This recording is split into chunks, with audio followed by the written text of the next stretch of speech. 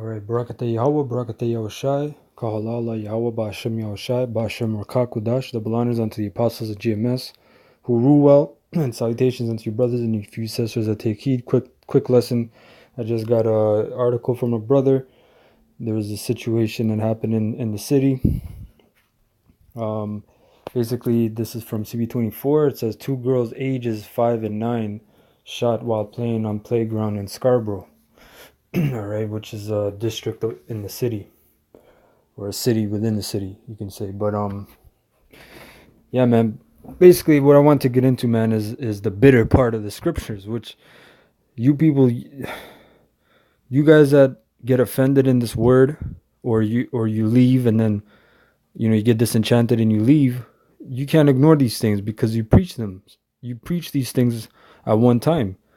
That means that you have to either retract and say everything you were saying is BS or whatever, or you have to agree. But the point being is, the majority of these people, man, like we always got to keep saying, you guys, your whole life is based on carnality, man.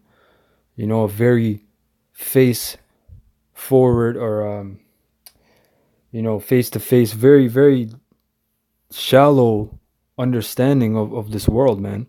This world is controlled by spiritual, right? By the spiritual. This world is not controlled by carnal fleshly vain glory, man. All right, this world is controlled by the spirit, man. By the top spirit, which is Yahweh, through his son, who hath given all power unto his son Yahushai. Okay, and basically, I'm not going to read the article. I just want to bring it out. But again, man, this is another work of the Lord, man. And there's Israelites out there that, how dare you say that?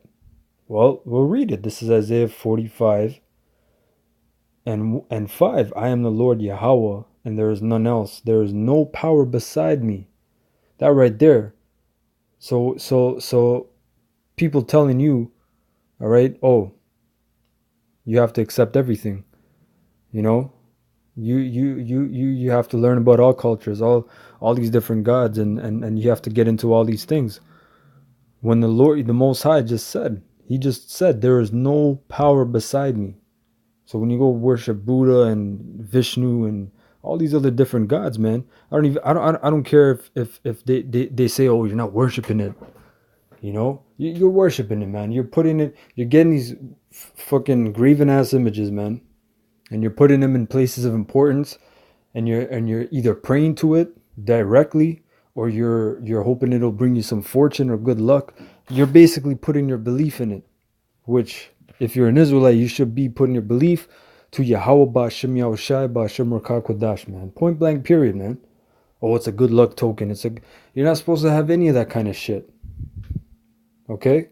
You're not supposed to have this relic or this little thing, or this is my lucky ring, or you're putting some kind of trust, like it brings you favor. The Lord brings you favor. The Lord is the author of your reality, man. The Lord literally shapes your whole life, man, and it's really edged out before you're born. It's already predestinated. If you want to talk about deepness, man, that's the deepness of the Lord, man. Does not say in the book of Job, it says, great is the Lord. Basically, he doeth many things which we do not comprehend. Basically paraphrasing. So it says, I girded thee, though thou hast not known me. So the Most High girded me, and He strengthened us, man. And you Israelites, you don't know the Lord, man, because this is the Lord right here. That's His work right there, man. That's the judgment of the Lord. That's the judgment of the Lord. However bitter you may take it, man. Children down. What if it was your child? Well, that's a bitter pill that you still have to swallow, man. Just because you can't swallow it doesn't make it not true. Or you don't want to accept it, or whatever the case is, man. It's still the truth. Okay? Reading on. It's like verse 6, that they may know from the rising of the sun which is the east, and from the west, that there is none beside me. I am the Lord Yahweh, and there is none else. I form the light and create darkness. I make peace and create evil. I, the Lord Yahweh, do all these things, man. You see that? So the Lord, he creates peace and he creates evil. The word evil, Eve meaning time, ill meaning bad. Bad time. The Lord creates bad times. Okay? The Most High creates bad times, man.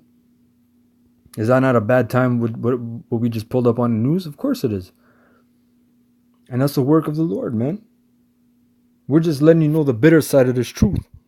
Because there's a lot of bitter parts to this truth. Did it not say in the book of Ezekiel 3, I believe, chapter 3, when the Most High told him to eat the whole roll, wherein is a woe. Matter of fact, I'll get it after this. It says that was it actually. One second. I believe it's plural. Fine, this is Ezekiel 2, my bad. Ezekiel 2. And 8. It says, But thou, son of man, hear what I say unto thee. Be not thou rebellious like that rebellious house. See, in you, Jakes, you don't regard your rebelliousness, man. Your foolishness. You know, you talk about why do these things happen and how can people do this, man? These are the curses placed upon you. But yet, in 2 months, you're gonna go and worship a god called Bacchus.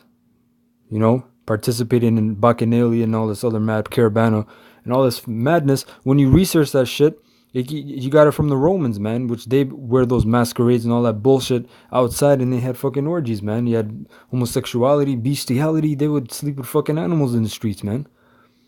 It's nothing but reveling in madness, and you're doing the same thing. And then you're wondering, why is there a stabbing in Caravana? Why is there a shooting? People going crazy, drinking rum in the sun, and busting off shots, man. This is evil. This is wickedness in the sight of the Lord. So the Lord gives you bad times, man. You know, it says, right,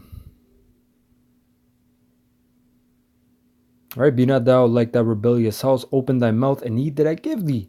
Right, and he's gonna tell you what is in that substance. It says, and when I looked, behold, an hand was sent unto me, and lo, a roll of a book was therein, and he spread it before me, and it was written within and without. And there was written therein lamentations and mourning and woe. You understand the point I'm trying to make is there's a lot more bitter than there is sweet to this word, man. You know?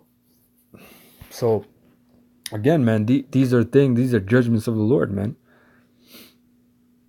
You know, the Lord causes all kinds of judgments, man. Brothers be sending videos of people dying, atrocities, you know, people being killed in car accidents. And at first few times when you see that shit, you kind of get, you get shocked, because when I used to see those videos when I was like 12, 13, on the internet when they first came up, like these crazy ass videos of people getting killed, man, and you don't understand, man, because there's no one telling you what the hell is going on. You're just seeing it, and then you have to register it within your brain. And the only thing that you can associate it with is what you've been taught in this world, which is fluff, daisies, fucking fugazi, man, foolishness. Oh yeah, sympathy, love. And then the whole world, you go out in the world, you don't experience no goddamn sympathy, man, or no love. You get fired, you get kicked out of your apartment, you don't pay rent. The world is cold, man.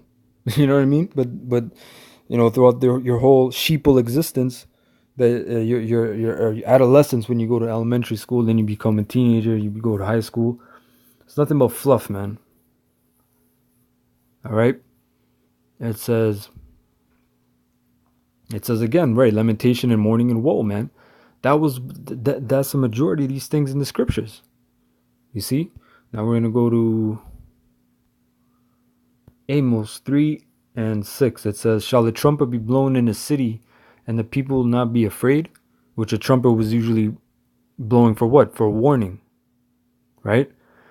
Shall there be evil in a city and the Lord Yahweh hath not done it? See? Verse 7. I got to read this verse 2 and then tell you why. Surely the Lord power will do nothing, but he revealeth his secrets unto his servants the prophets, man. And these are secrets, right? Because when you go to your churches, your pastor is telling you what? The devil. He's always talking about Satan, the devil, the devil. Well, guess what? The devil's all right with the Lord. The devil or Satan, the top spiritual being on the left-hand side, he does what the Lord wants him to do. He does what the Lord commands him. He's a faithful servant.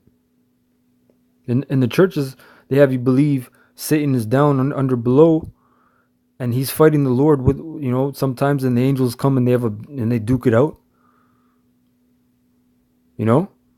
These are all fugazis, okay? Fairy tales. That never happened. Forget about it. Okay? It never happened.